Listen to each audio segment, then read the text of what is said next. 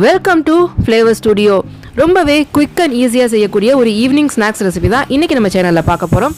இந்த டேஸ்டியான கிறிஸ்பியான ஸ்நாக்ஸுக்கு என்னென்ன பொருட்கள் தேவை, எப்படி பண்ணுறது அப்படிங்கிறத பார்க்குறதுக்கு முன்னால் இந்த வீடியோக்கு ஒரு லைக் கொடுத்து சேவ் பண்ணி வச்சிட்டிங்கன்னா இன்றைக்கி கூட நீங்கள் அதை ட்ரை பண்ணி அசத்திடலாம்.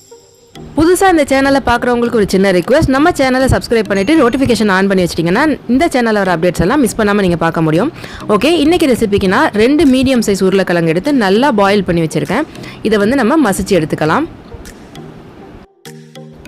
உருளைக்கிழங்குகளை நல்லா குழைய வேக வச்சு எடுத்துக்கோங்க. அப்போ தான் மசிக்கிறதுக்கு ஈஸியாக இருக்கும். நம்மளுக்கு இந்த மாதிரி ஃபைன் பேஸ்ட்டாக கட்டிகள் இல்லாமல் இந்த மாதிரி பேஸ்ட் ஆகிற வரைக்கும் நம்ம நல்லா மசிச்சு எடுத்துக்கணும். இப்போ இதில் ஒரு முட்டை நான் சேர்த்துக்கிறேன். கூடவே ஒரு மீடியம் சைஸ் கேரட் நல்லா குட்டி குட்டியாக கட் பண்ணி சேர்த்துக்கிறேன். அப்புறம் பச்சை மிளகாய் ஒன்று விதை நீக்கிட்டு அதையும் நல்லா ஃபைன் சாப் பண்ணி சேர்த்துக்கிறேன். அப்புறம் கொஞ்சமாக கருவேப்பிலை எடுத்து அதையும் சின்ன சின்னதாக கட் பண்ணி சேர்த்துக்கிறேன். புதினா மல்லி இருந்ததுன்னா அதுவும் நீங்கள் சேர்த்துக்கலாம். இப்போ இதில் 1/2 டீஸ்பூன் அளவில் மிளகாய்த்தூள், தேவையான அளவு உப்பு சேர்த்துட்டு கூடவே ஒரு 2 டேபிள் ஸ்பூன் அளவில் அரிசி மாவும் நம்ம இதில் சேர்த்துக்கலாம்.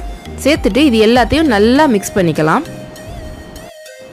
முட்டை சாப்பிட மாட்டிங்கன்னா முட்டையை ஸ்கிப் பண்ணிவிட்டு மற்ற பொருட்கள் மட்டும் சேர்த்து நீங்கள் தாராளமாக இந்த ஸ்நாக்ஸ் பண்ணிக்க முடியும். இப்போ இந்த மாதிரி நல்லா மிக்ஸ் பண்ணிவிட்டு நீங்கள் கையால் எடுத்து உருண்டை பிடிச்சி பாருங்கள்.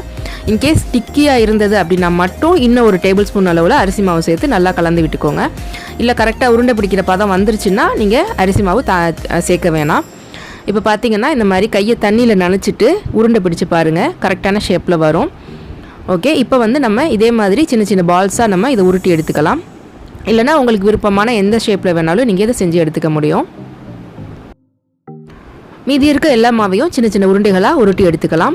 இப்போது ஒரு கடாயில் எண்ணெய் ஊற்றிட்டு நல்லா காய வச்சுட்டு மீடியம் லோ ஃப்ளேமுக்கு மாற்றிக்கோங்க. மாற்றிட்டு நம்ம உருட்டி வச்சுருக்க உருண்டைகளை ஒன்று ஒன்றா எண்ணெயில் சேர்த்துடலாம். ரொம்ப ஒரே டைமில் மொத்தமாக நிறைய உருண்டைகளை போட வேணாம், கொஞ்சம் கொஞ்சமாக நீங்கள் பொரிச்சு எடுங்க. அப்போ தான் அது சரியாக வரும். இப்போ ஒன் சைடு நல்லா கிறிஸ்பி ஆனதுக்கு அப்புறமா அதை இன்னொரு சைடும் திருப்பி போட்டு நல்லா வேக விட்டு கொஞ்சம் தீயை கொஞ்சம் மிதமான தீயிலே வச்சு பொரிங்க. பார்த்திங்கன்னா நல்லா 2 சைடும் இந்த மாதிரி கோல்டன் ப்ரௌனாக வெந்து நல்லா கிறிஸ்பி ஆயிரும். இந்த ஸ்டேஜில் எண்ணெயை ஸ்ட்ரெயின் பண்ணிவிட்டு நம்ம எடுத்துக்கலாம். ரொம்பவே டேஸ்டியான எம்மியான இந்த ஸ்நாக்ஸ் ரெடி பண்ணுறதுக்கு உங்களுக்கு ஒரு 5 நிமிஷம் போதுங்க. உருளைக்கிழங்கு மட்டும் வேக வச்சு எடுத்து வச்சிட்டிங்கன்னா கிட்ஸ் ஸ்கூல் விட்டு வரும்போது நீங்கள் உடனே செஞ்சு தந்து அசத்திடலாம். ரொம்பவே டேஸ்டியான கிறிஸ்பியான இந்த ஈவினிங் ஸ்நாக்ஸை கண்டிப்பாக ட்ரை பண்ணி பார்த்துட்டு உங்களுக்கு பிடிச்சிருந்ததா அப்படிங்கிற ஃபீட்பேக்கை மறக்காமல் நம்மளோட கமெண்ட் செக்ஷனில் கூட ஷேர் பண்ணிக்கோங்க.